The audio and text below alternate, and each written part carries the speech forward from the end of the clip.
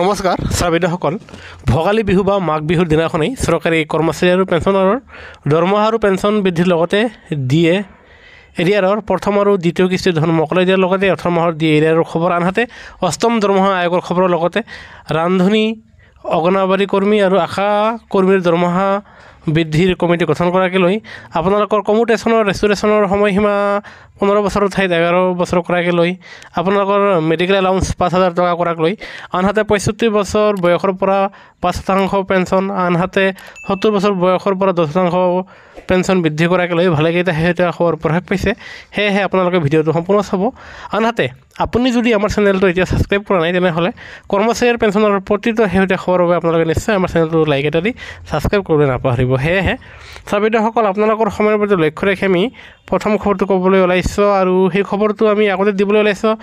ৰান্ধন কৰ্মী আশা কৰ্মী আৰু অংগনবাড়ী কৰ্মীৰ দৰমহা বৃদ্ধি সন্দৰ্ভত হয় বাইদেউসকল আপোনালোকে ঠিকই শুনিছে যে কেইদিনমান আগতে মাননীয় মুখ্যমন্ত্ৰী মহোদয়ে ৰন্ধন কৰ্মী আশা কৰ্মী আৰু অংগনবাড়ী কৰ্মীৰ দৰমহা বৃদ্ধিৰ সন্দৰ্ভত এক কমিটি গঠন কৰি দিছে আৰু সেই কমিটিৰ জাননীখন প্ৰকাশ পাইছে চাবিদসকল এয়া চাওক যোৱা 13 জানুৱাৰীৰ বিশেষ শেহতীয়া খবৰ আৰু এয়া চাব যি সেই 4জনীয়া এক কমিটি গঠন কৰি দিছে আৰু এই কমিটিত প্ৰথমতে আছে মাননীয় বিত্তমন্ত্ৰী অজন্তা নায়ক বাইদেউ দ্বিতীয়তে আছে স্বাস্থ্য আৰু সমাজ কল্যাণ মন্ত্ৰী অশোক সিংঘাল ডাঙৰীয়া লগতে তৃতীয়তে আছে শিক্ষামন্ত্ৰী ৰণোজ পেগু ডাঙৰীয়া আনহাতে চতুৰ্থতে আছে জলসম্পদ আৰু সমাজ কল্যাণ বিভাগৰ মন্ত্ৰী পীয়ুষ হাজৰিকা তেওঁলোকে অহা 15 ফেব্ৰুৱাৰী 2025ৰ ভিতৰত ৰন্ধন কৰ্মী আশা কৰ্মী আৰু অংগনবাড়ী কৰ্মীয়ে তেখেতসকলৰ কিমানকৈ দৰমহা বঢ়াই দিয়া উচিত কিমান পৰিমাণে তেখেতসকলে দৰমহা বঢ়াই দিব লাগিব মূল্য বৃদ্ধিৰ লগত সংগতি ৰাখি আৰু হেহে অহা 15 ফেব্ৰুৱাৰীৰ ভিতৰত এই 4জনীয়া কমিটিয়ে এক প্ৰতিবেদন দাখিল কৰিব আৰু সেই প্ৰতিবেদনৰ ভিত্তিতে আপোনালোকৰ এবাৰ বাজেটৰ পিছত মানে ফেব্ৰুৱাৰী মাহৰ পিছত আপোনালোকৰ দৰমহা বৃদ্ধি হ'ব আৰু হেহে 15 ফেব্ৰুৱাৰীৰ ভিতৰত আপোনালোকৰ আশা কৰ্মী অংগনবাড়ী কৰ্মী আৰু ৰন্ধন কৰ্মীসকলৰ দৰমহা বৃদ্ধি পাব আৰু এয়া নিশ্চয় ভাল খবৰ ভিডিঅ'টো নিশ্চয় লাইক দিব এতিয়া আমি 2 নম্বৰ খবৰটো দিবলৈ ওলাইছো হেয়া হ'ল অষ্টম দৰমহা আয়োগ গঠনৰ বিশেষ খবৰ হয় চাবিদসকল কিয়নো মাজত আৰু 10 মাহ সময় বাকী আৰু যেহেতু 2026ৰ আপোনাৰ জানুৱাৰী মাহৰ পৰা অষ্টম দৰমহা আয়োগ প্ৰযোজ্য হোৱা কথা আৰু এই ক্ষেত্ৰত যোৱা 10 জানুৱাৰী 2025 তাৰিখে এয়া চাব নেশ্যনেল ফেডাৰেশ্যন অফ ইণ্ডিয়া ৰেলৱেমেনৰ ফালৰ পৰা মাননীয় প্ৰধানমন্ত্ৰী নৰেন্দ্ৰ মোদী ডাঙৰীয়াক অষ্টম দৰমহা আয়োগৰ কমিটি গঠন কৰি আৰু হেয়া বাজেটত ইতি শীঘ্ৰে স্থান দিবলৈ ইয়াৰে অনুৰোধ জনাইছে কিয়নো কেন্দ্ৰীয় চৰকাৰৰ যি বাজেট আছে বাজেটত হেয়া ঘোষণা কৰিলেহে কৰ্মচাৰী আৰু পেঞ্চনাৰসকলৰ অষ্টম দৰমহা আয়োগ হেয়া বাস্তৱত ৰূপায়িত হ'বৰ কাৰণে প্ৰধানমন্ত্ৰী ডাঙৰীয়াক অতি শীঘ্ৰে হেয়া বাজেটত হেয়া ঘোষণা কৰিবলৈ দাবী জনাইছে এতিয়া আমি আপোনালোকক ক'বলৈ ওলাইছোঁ কৰ্মচাৰী আৰু পেঞ্চনাৰসকলৰ দিয়ে এৰিয়াৰৰ প্ৰথম কিস্তি আৰু দ্বিতীয় কিস্তিৰ টকাখিনি কেতিয়া লাভ কৰিব সেই সন্দৰ্ভত হয় চাবিদসকল আপোনালোকে ঠিকই শুনিছে আৰু ইতিমধ্যে আমি পোৱা খবৰৰ ভিত্তিত ৰাজ্য চৰকাৰৰ অধিকাংশ কৰ্মচাৰীয়ে দিয়ে এৰিয়াৰৰ প্ৰথমটো কিস্তি লাভ কৰিছে আৰু হেহে তেওঁলোকে বিহুৰ পিছত জানুৱাৰী মাহৰ শেষৰ ফালে দ্বিতীয়টো কিস্তিৰ টকা লাভ কৰিব আনহাতে এতিয়াও ৰাজ্য চৰকাৰৰ অধীনৰ বহুতো চৰকাৰী কৰ্মচাৰী পেঞ্চনাৰসকলে তেখেতসকলে আমি জানিব পাৰিছোঁ তেওঁলোকে প্ৰথম কিস্তিৰ টকাখিনি এতিয়াও লাভ কৰা নাই আৰু দ্বিতীয় কিস্তিৰ টকাখিনি বাদেই দিয়ক তেনে ক্ষেত্ৰত আমি আপোনালোকক ক'বলৈ ওলাইছোঁ যে আপোনালোকে যদিহে প্ৰথম কিস্তি আৰু দ্বিতীয় কিস্তিৰ টকাখিনি লাভ কৰা নাই তেনেহ'লে আপোনালোকে একেলগে দুটা কিস্তিৰ ধন এই জানুৱাৰী মাহৰ শেষৰ সপ্তাহত আপোনালোকে লাভ কৰিব বুলি আমি জানিব পাৰিছোঁ এতিয়া আমি আপোনালোকক আন এক শেহতীয়া খবৰ দিবলৈ ওলাইছোঁ সেয়া হ'ল যে চলিত জানুৱাৰী মাহৰ পৰাই মানে জানুৱাৰী 2026 চনৰ পৰাই আপোনালোকে আন এটা দিয়ে মানে মৰুগীয়া বনজ পাবলৈ সক্ষম হৈছে আৰু এয়া 100% নিশ্চিত হৈছে আৰু যিটো আপোনালোকে লাভ কৰিব অহা এপ্ৰিল মাহত তাৰ মানে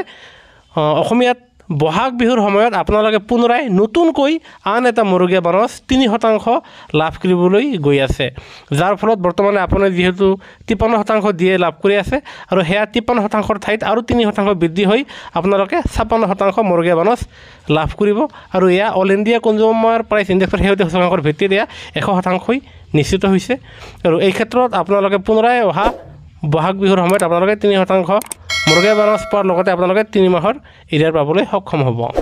এয়া নিশ্চয় ভাল খবৰ, যাৰ ফলত আপোনালোকৰ দৰমহা আৰু পেঞ্চন বৃদ্ধি পাব। এতিয়া আমি আন এক শেহতীয়া খবৰ দিবলৈ ওলাইছোঁ, সেয়া হ'ল যোৱা 10 তাৰিখ 1 মাহ 2025 তাৰিখে নেশ্যনেল ফেডাৰেশ্যন অফ ইণ্ডিয়া ৰেলৱেমেন ফালৰ পৰা আপোনাৰ কৰ্মচাৰী আৰু পেঞ্চনাৰসকলৰ 3-4টা মূল দাবী ফেব্ৰুৱাৰী মাহত কেন্দ্ৰীয় চৰকাৰৰ বাজেট অধিৱেশনত স্থান দিবলৈ মাননীয় প্ৰধানমন্ত্ৰী ডাঙৰীয়াক অনুৰোধ জনাইছে। তাৰে এটা ডাঙৰ দাবী হ'ল ফিক্স মেডিকেল এলাউন্স 5,000 টকালৈকে বৃদ্ধি কৰাৰ কাৰণে তেখেতসকলে দাবী জনাইছে। এতিয়া দ্বিতীয়টো দাবী জনাইছে, সেয়া হ'ল কমিউটেশ্যন ৰেষ্টুৰেশ্যনৰ সময়সীমা 15 বছৰ ঠাইত 11 বছৰ কৰিবলৈ জনাইছে। এই ক্ষেত্ৰত কিছুমান কৰ্মচাৰীয়ে বুজি নাপাব পাৰে, আমি তেওঁলোকক জ্ঞাতাৰ্থে ক'বলৈ ওলাইছোঁ যে আপোনালোকে অৱসৰ গ্ৰহণ কৰাৰ ফলত আপোনালোকৰ পৰা এক নিৰ্দিষ্ট পৰিমাণৰ পেঞ্চন কৰ্তন কৰি ৰখা হয়, পেঞ্চন নহয় টকা কৰ্তন কৰি ৰখা হয়, আৰু যিটো 15 বছৰৰ নামত কৰ্তন কৰি ৰখা হয় আৰু পিছত আপোনালোকে সেয়া লাভ কৰে, আৰু যিটো 11 বছৰ কৰিবলৈ জনাইছে। এতিয়া তেওঁলোকে আন এটা দাবী জনাইছে নেশ্যনেল ফেডাৰেশ্যন অফ ইণ্ডিয়া ৰেলৱেমেন ফালৰ পৰা, সেয়া হ'ল পেঞ্চনাৰসকলৰ 65 বছৰ বয়সত 5% পেঞ্চন বৃদ্ধি কৰিব লাগে, আনহাতে 70 বছৰ বয়সত 10% পেঞ্চন বৃদ্ধি কৰিব লাগে, আনহাতে 75 বছৰ বয়সত 15% পেঞ্চন বৃদ্ধিৰ দাবী জনাইছে। কিয়নো বৰ্তমান সময়ৰ যি যান্ত্ৰিক যুগত কিমানজনো মানুহ 80 বছৰতকৈ বেছি জীয়াই থাকে, তেনে ক্ষেত্ৰত তেওঁলোকে অতি শীঘ্ৰে আপোনাৰ কেন্দ্ৰীয় চৰকাৰক পেঞ্চনাৰসকলক যাতে 65 বছৰ বয়সত 5% পেঞ্চন বঢ়াই দিয়ে, 70 বছৰ বয়সত 10%, আনহাতে 75 বছৰ বয়সত যাতে 15% পেঞ্চন বৃদ্ধিৰ লাভালাভ দিবলৈ অতি শীঘ্ৰে জনাইছে, আৰু এয়া নিশ্চয় গুৰুত্বপূৰ্ণ খবৰ।